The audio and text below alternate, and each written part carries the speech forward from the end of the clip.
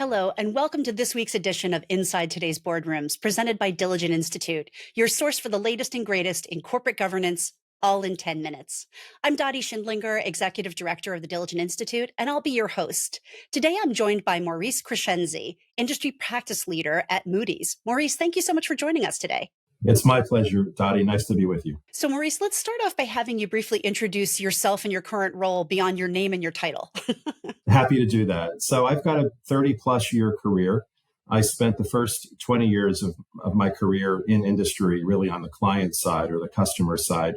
I've worked for very large Fortune 20 consumer products companies in a previous life, primarily in the compliance and ethics space. Also, before that, I was in the corporate affairs and corporate social responsibility space. I am a former chief compliance officer. I've reported into the audit committee of the board as a CCO.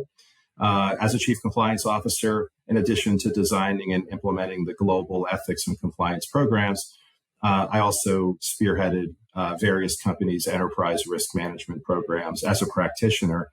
And then about 13 years ago, I made the move to the consulting side of the table when I joined a Big Four accounting firm to help lead its ethics and compliance and ERM consulting practice. And I've been on the consulting side really ever since. Here at Moody's as industry practice leader, part of my role is to help bring the voice of the client and the corporate customer into Moody's to help make sure that our solutions are designed in a way to help meet our customers' and clients' needs from a risk management perspective. So it's great to be with you. Well, you're a great person to talk about our topic today, which is enterprise risk management. This has really become a crucial topic for companies everywhere. And we've been seeing in our research recently at the Diligent Institute that boards are taking a variety of actions around ERM oversight. But directors are still feeling really quite challenged by this area of oversight. And so I wanted to ask you, first of all, why is oversight at the board level of ERM so important? And what makes it so challenging for directors? Yeah, I mean, I think about I go back 2 decades at least doing this sort of work. And I think about even the precursors to enterprise risk management, which at one point in time was referred to as issues management. And, boards have been interested in the issues that afflict their organizations for decades. Whether it was called enterprise risk management or before that, issues management, there have been efforts for decades on the part of boards to understand the the key areas of regulatory compliance, the stakeholder issues and themes that apply to their organizations, and how certain issues can get them into trouble if those issues are not managed well. So in more recent years, this has all become known as enterprise risk management, where organizations undertake to identify and prioritize the strategic, operational, financial, and compliance-related risks that they need to manage. And if they don't, it sort of runs the risk of they're not achieving their strategic objectives. And so boards at the highest level within an organization, first and foremost, to have a line of sight into the enterprise risk management program and to understand the top risks, which are also known as opportunities on the other side of the coin, help boards fulfill their fiduciary duty of care and oversight for the organizations with which they're affiliated. So duty of care and oversight is really the starting point in my mind for all of this. And certainly, when you go one level or 2 levels below that, boards benefit by understanding what the key risks are or opportunities for their organizations to help their organizations determine where they want to be on that maturity curve. Pick a risk, pick cyber, pick human rights, pick, bribery or corruption, whatever the topic may be. Some organizations will want to be out on the leading edge with respect to that risk. Other organizations may prefer to be more in the middle of the pack.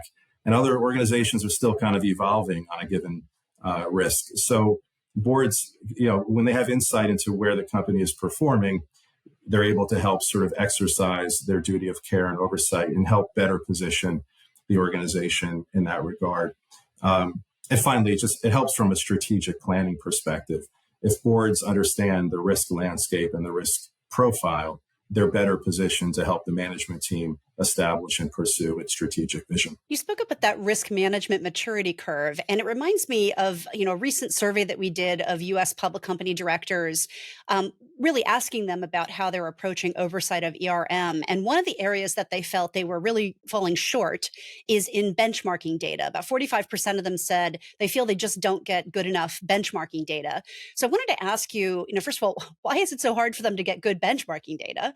And what does good look like? Where should they go for better solutions around this? For a lot of organizations, their ERM programs are now at a point in their evolution, in their journey, where a lot of the ERM program is now data driven.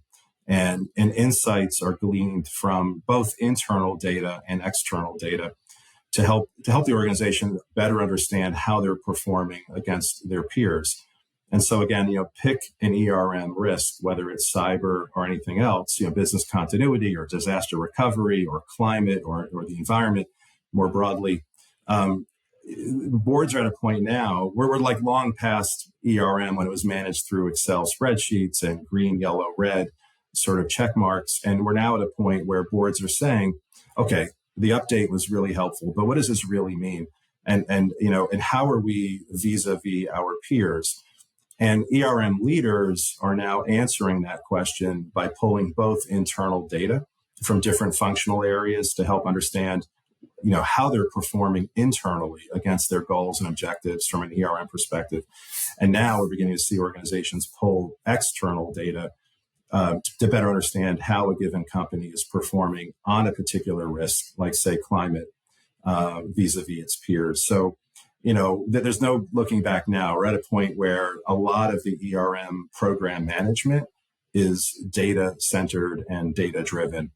Again, both with internal data and external data. In that same survey that I mentioned, board members were also telling us that they are talking about ERM more in the boardroom compared to previous years. In fact, at this point, 56% of our survey respondents told us they now oversee the ERM program at the board level in a formal way. They have formal processes around that. And they also anticipate talking about ERM a lot more in the coming years. So how can management teams make sure they're communicating effectively with the board on ERM? And what would be some of the types of questions the board should be asking of management? Yeah, those are all great and related questions. I think part of the starting point for all of this is to first and foremost make sure that enterprise risk management is on the board agenda to begin with. And, I think in most cases, at least in my client work and my client experiences, boards are paying attention to ERM in almost all cases. And, whether it's the audit committee of the board or a dedicated risk committee or a compliance committee, in one way, shape, or form, ERM seems to be more often than not on the board agenda. So that's a good thing. And then the question then becomes, what constitutes a meaningful update to the board on the part of the ERM leader, whether it's the head of internal audit or the chief compliance officer or the chief risk officer. And oftentimes, board agendas are tight and you only have 15 minutes or maybe 30 minutes to give an update. So I think, it's ever more important, as ERM leaders are leveraging data to compile those updates, to keep those updates concise and as sort of, user friendly and simplified as possible. And sometimes that means just honing in on the top 3, 4, 5 risks that are really the priority for the organization. And to prepare the updates in a way that are digestible and not just sort of overkilled with lots of data. So more and more, we're seeing ERM leaders leveraging tools like dashboards where, in one sort of screenshot, it's a little bit like air traffic control, where you can see in one dashboard how the organization is performing in those top 5 or 8 areas of enterprise risk. And the dashboard would be populated both from internal data to show performance against those key areas of risk, but also external benchmarking data. And that's where we at Moody's come in as one of our areas of specialty, is to pull external publicly available data, very detailed data that's hard to find otherwise, into these kinds of dashboards to help ERM leaders communicate effectively to the board. One last thing is, and this is more of a threshold sort of thing, like the idea of having ERM on the agenda in the first place.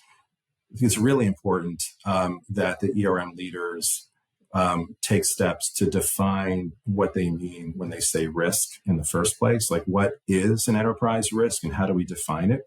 So I think some of those upfront definitional things are also important, but so are the tools like dashboards like we're talking about. Well, unfortunately, that's all the time that we have. And I just want to say thank you so much, Maurice, for sharing your insights. This was really terrific. Time flies when you're having fun, Dottie. This was great. Thank you. You can learn more on the Moody's website and also at diligent.com. We'll see you next time.